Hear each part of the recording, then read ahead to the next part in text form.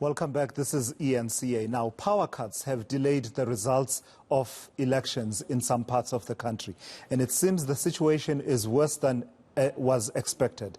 In Johannesburg, many residents remain in the dark even after Eskom switched the power back on. City Power is battling its own breakdowns. Let me take you to eNCA's Barry Bateman, who is tracking that story for us. So, Barry, what can you tell us? We know that the power cuts were a factor in as far as the operations of the Provincial Results Operating Centre in KwaZulu-Natal is concerned, but it seems the problem is far more widespread than that particular province. Yeah, quite right, Tulas.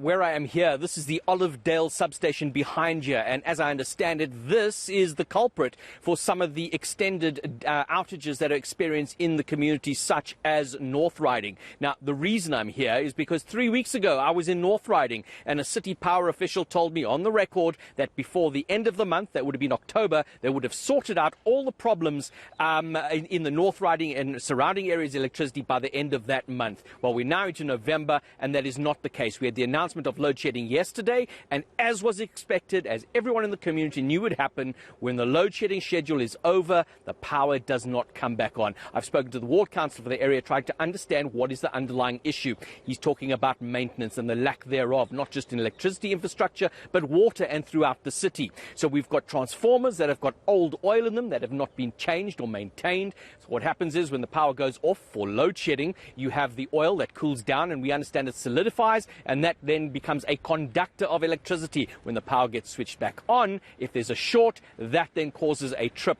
and the extended delays. I'm waiting now for a regional manager from City Power to come and meet me. I want to get it from them on what's going on and what solution there is for this community.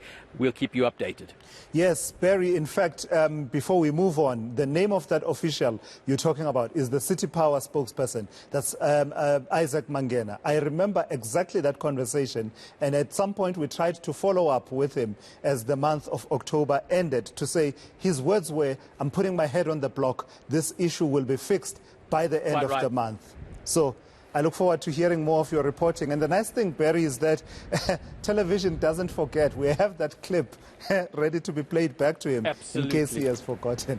That's eNCA's Barry Bateman out in Olivedale tracking the situation. It's no laughing matter, really, in as far as the power outages are concerned for customers supplied by City Power.